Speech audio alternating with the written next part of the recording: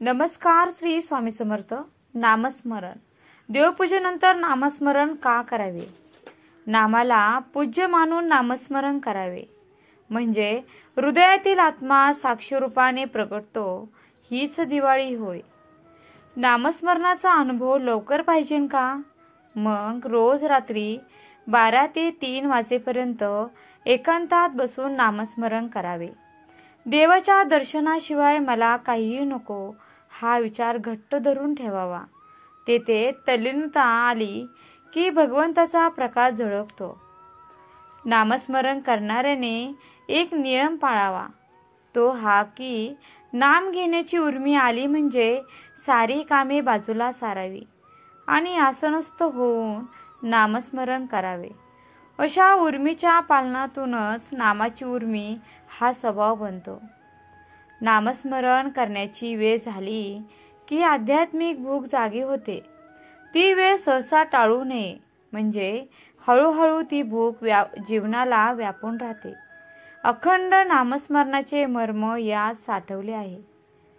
नामस्मरण चालू झाले की भगवंताचे किंवा सद्गुरूंचे सानिध्य भासले पाहिजे.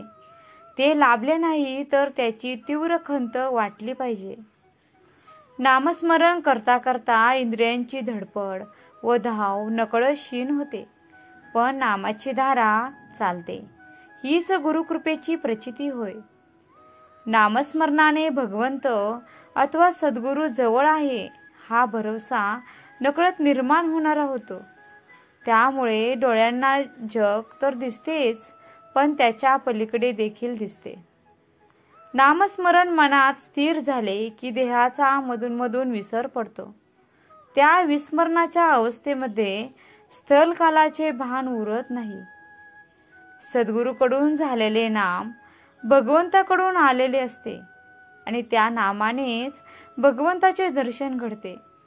देह स्वभाव मुळापासून बदलणे हा त्या दर्शनाचा दृश्य परिणाम घडून येतो. नामस्मरणाने नकळत भगवंताचे अथवा सद्गुरूंचे एक रूप मनात तयार होते. पुढे ते रूपच मनाला व्यापून राहते. नाम घेणारा मधून त्या रूपाशी समरस होतो.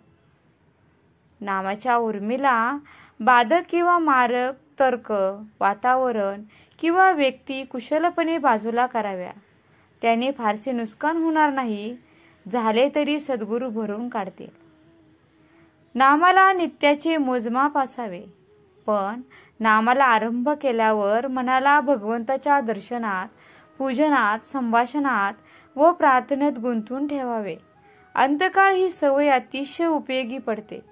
अंतकाळी जीव भगवंताला बरोबर घेऊनच जातो. 1 वर्ष मौन पाळून नामस्मरण केले तर वाणी पवित्र होऊन वाचा सिद्धी प्राप्त होते.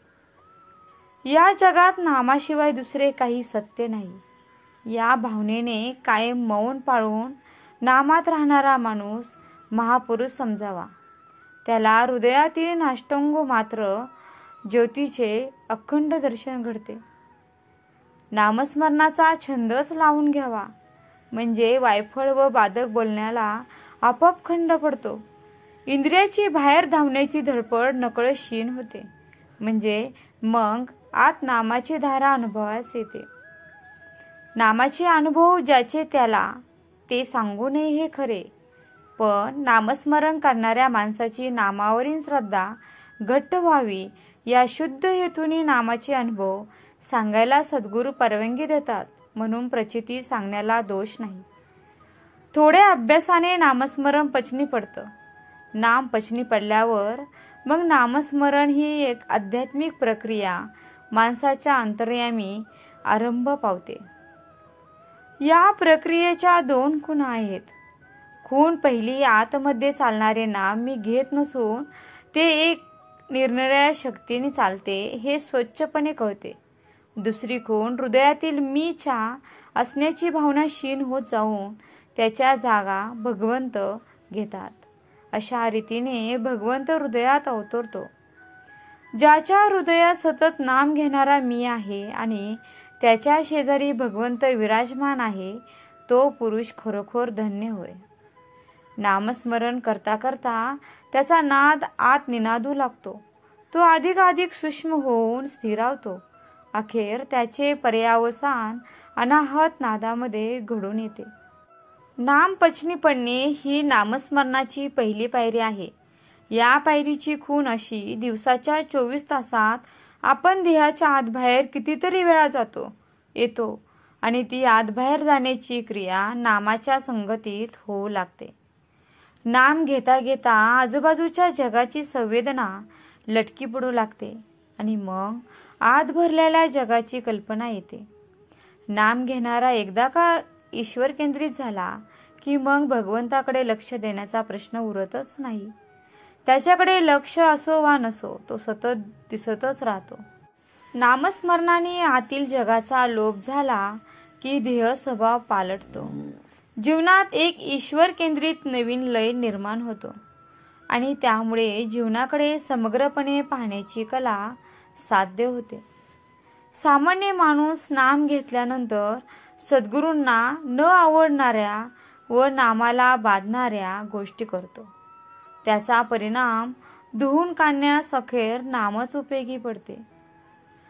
मौज अशी आहे की श्री सद्गुरूंचे अंतर्याम नामाने काठोकाठ भरलेले असते. शिष्य नामस्मरण करता करता नामाने भरत जातो. तो जसजसा नामाने भरत जाईल तसा तो गुरूंच्या अंतर्यामीशी समरस होतो आणि म्हणून गुरुला आलेले सर्व अनुभव त्याला विनायास प्राप्त होतात. नाम घेणाऱ्याने तक्रार न करता प्रपंचात राहावे. त्याने चिकाटीने नामाचा अभ्यास करावा. गुरुला दया येते व तो कृपा करून भगवंतांची म्हणजे स्वस्वरूपाची गाठ घालून देतो. कंटाळवाणेपणाने, नाराजीने, कष्टाने नामस्मरण करू नये. नाम सहज व प्रयत्नाशिवाय चालावे. नामाचे बंधन वाटू नये. नामातून आनंद निर्माण व्हावा. ईश्वरातून ओंकार रूपी नामगंगा सूक्ष्मपणे प्रगटली. पुढे ती दृश्य जगाचे रूप घेऊन विलसू लागली. तसे सद्गुरूंनी दिलेले नाम प्रथम एकपणे घ्यावे लागते. पुढे त्या नामाची माला बनते. नंतर त्याची धारा होते. त्या नामधारेमध्ये डुंबणे म्हणजे मोठाच अनुभव असतो. त्या अनुभवात जो लीन होऊन राहतो त्याला विलक्षण शांती लाभते. हा माहितीपूर्ण व्हिडिओ पाहिल्याबद्दल मी तुमचे मनापासून खूप खूप आभारी आहे. धन्यवाद. श्री स्वामी समर्थ. जय जय स्वामी समर्थ. रामकृष्ण हरी.